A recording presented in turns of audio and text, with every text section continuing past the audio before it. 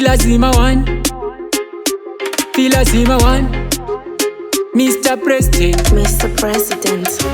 Munhu wese ari busy ne life yake, mufesi wese anotya kunyenga type yake. Pane akazviita easy ilaki rake, mumwe nemumwe anofana kumira time yake. Pane akaenda kujeri nekusaziva right yake, pane akada mari akapfudza mai vake. Anoda mahure handa kudyiwa mari yake, hatingamuudzire handi ilife yake. Usamuti gold digger because imaini yake, kuno haatonge anotonga muraini make. Uyu mupei kotu uyu momupa wine yake, haasi hanzvadzi wangu itori wife yake. Vamwe vacho vari kudhingura magetsi, usataure zvemagozi unodzurirwa magetsi.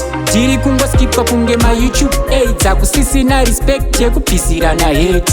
Inotenga sei tichikwidzirana rent, togara pai kana tichikwidzirana rent. Handina nguve kunotambira muyenzi, ndiri mudiki ndaingonzitambira mugeti.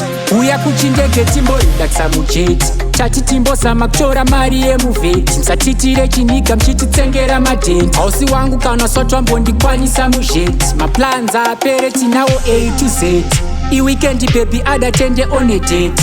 Pavale tongo vemaziso roita red, maimbouya makachaja makuya muchitsvaga head. Singapedze bhora tokugarisa pabhenji, muchaita munyama kuripedza nemavheji. Hunza pemba ndiri kufunga itaivhengi, kabhebi kada kuganza nekudzikiswa murengi. Adzikira muviri ngaadzikire paprice, magaisi ndo mamwe akuti dzikisira geji. Generation isiri kulasta paedge, nelast singakwanise kulasta pabhedi.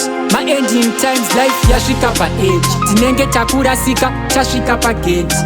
Handiudzwe nyaya dzemaheartbreaks, ini kudheni ndarova spako nespageti. Ndakatomboita musoro wekutenga stand, zvikasonzi this land belongs to the state.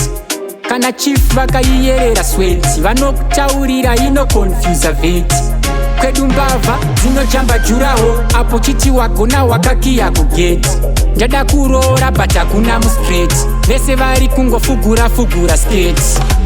Munhu wese ari busy nelife yake, mufesi wese anotya kunyenga type yake. Pane akazviita easy ilaki rake, mumwe nemumwe anofana kumira time yake. Pane akaenda kujeri nekusaziva right yake, pane akada mari akapfudza mai vake. Anoda mahure handa kudyiwa mari yake, hatingamuudzire handi ilife yake. Usamuti gold digger because imaini yake, kuno haatonge anotonga muraini make. Uyu mupei kotu uyu momupa wine yake, haasi hanzvadzi wangu itori wife yake.